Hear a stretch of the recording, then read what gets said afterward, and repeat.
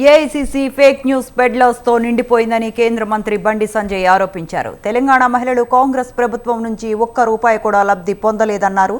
సాధికారత కల్పించడానికి బదులుగా వారిపై దాడులు చేశారని, ఇళ్లను పడగొట్టారని ఆరోపించారు. ఇది పాలన కాదు, మహిళలపై వ్యవస్థీకృత క్రూరత్వం అని మండిపడ్డారు. కాంగ్రెస్ దోపిడీదారులు, విధ్వంసకారులు, అబద్ధాల పార్టీగా మారిందని బండి సంజయ్ విమర్శించారు.